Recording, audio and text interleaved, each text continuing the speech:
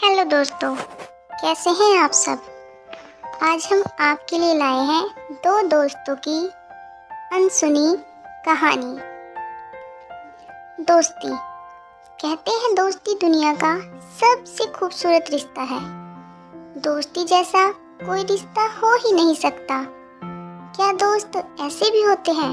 आइए देखते हैं ऐसे ही दो दोस्तों की अनसुनी कहानी। संजीव और राजीव दो बहुत ही अच्छे दोस्त हैं। दोनों गरीब परिवार से हैं। दोनों स्कूल पढ़ने जाते हैं। पढ़ाई में दोनों एकदम होशियार। दोनों जिंदगी में कुछ करना चाहते थे। दोनों साथ रहते, साथ खेलते और साथ ही पढ़ते थे। जैसे तैसे करके दोनों ने पढ़ाई भी पूरी की। एक दिन दोनों दोस्त शाम को एक कुएं के पास बैठे थे। संजीव कहता है कि राजीव, इस गांव से हमें कुछ नहीं मिलने वाला।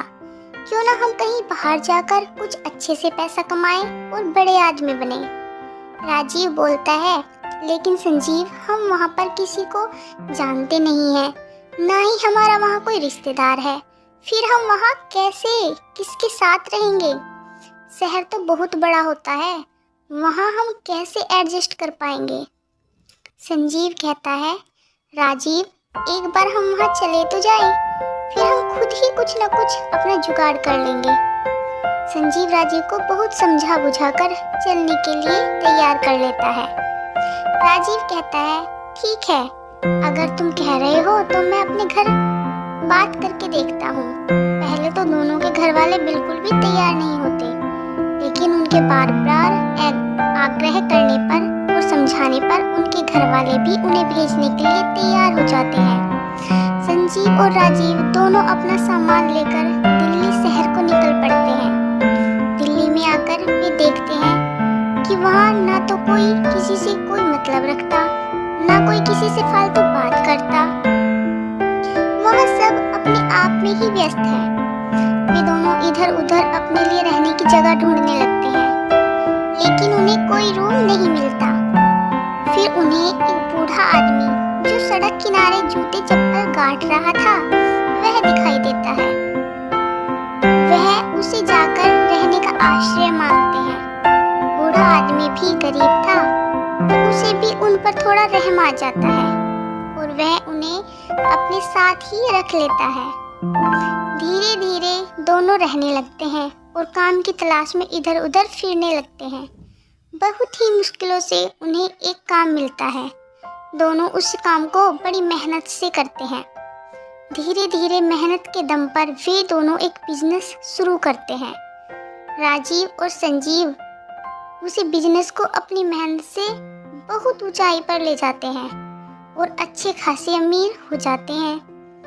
संजीव राजीव से कहता है कि राजीव, अब हमने बहुत धन कमा लिया। हमें नहीं तो सोच भी नहीं था कि हम इतने अमीर भी हो सकते हैं और हमारा व्यापार इतना फैल जाएगा। राजीव कहता है, हाँ दोस्त, यह सब हमारी ही मेहनत का असर है।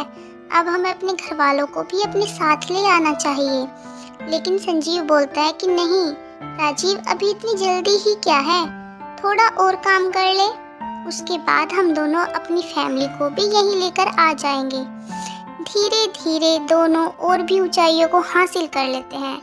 राजीव अर्पिता नाम की लड़की को पसंद करने लगता है। अर्पिता बहुत ही सुंदर, सुशील और होशियार लड़की थी। अर्पिता भी राजीव को बहुत पसंद करती है।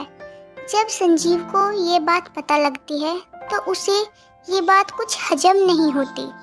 जब भी वह राजीव और अर्पिता को एक साथ देखता तो उसे ईर्ष्या होने लगती। संजीव ने सोचा कि अगर राजीव ने अर्पिता जैसी होशियार लड़की से शादी की तो वह अपना बिजनेस अलग कर लेगा और उससे ज़्यादा मेहनत करके दुगनी तरक्की करेगा। और संजीव सोचता है, क्यों ना मैं राजीव को ही ख़त्म कर दूं। एक दिन शाम को संजीव और राजीव दोनों खाना खा रहे थे।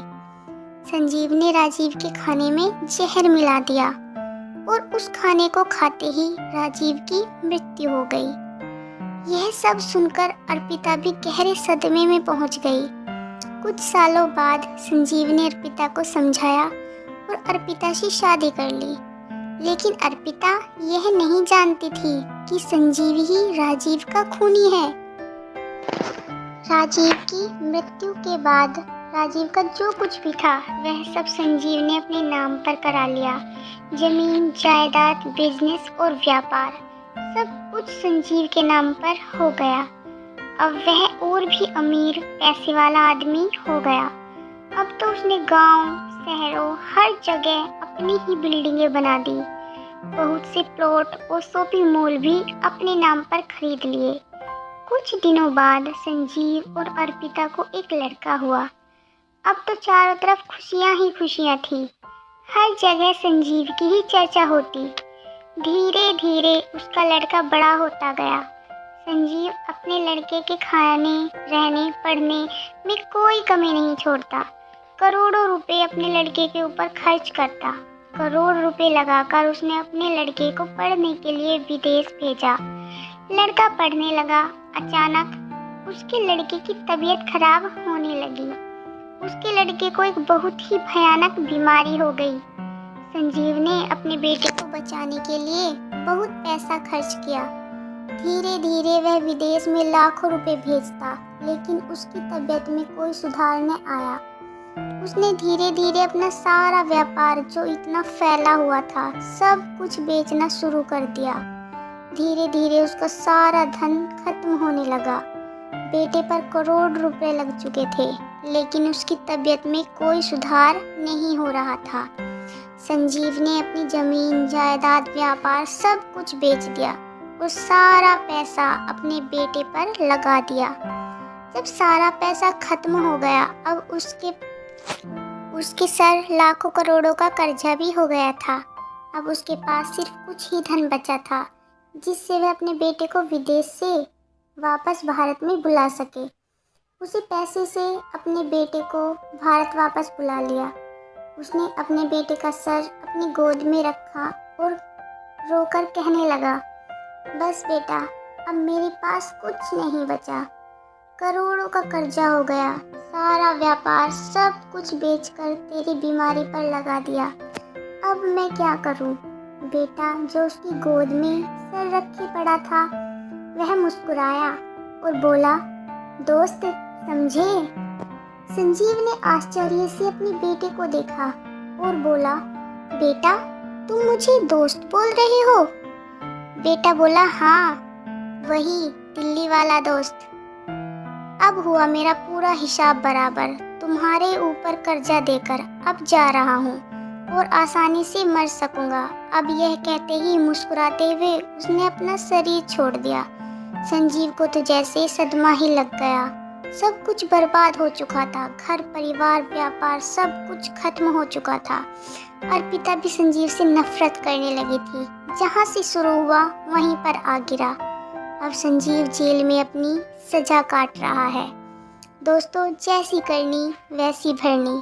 कभी भी हमें किसी के साथ कोई गलत नहीं करना चाहिए। हमें अपने कर्मों का फल इसी जन्म में भुगतना है। हमें सच्चाई और ईमानदारी से अपने लक्ष्य को प्राप्त करना चाहिए। दोस्ती बहुत ही अनोखा रिश्ता है, उसे इस तरह कलंकित नहीं करना चाहिए। दोस्तों, अगर आपको कहानी अच्छी लगी हो तो चैनल को लाइक, शेयर और सब्सक्राइब जरूर करना। धन्यवाद।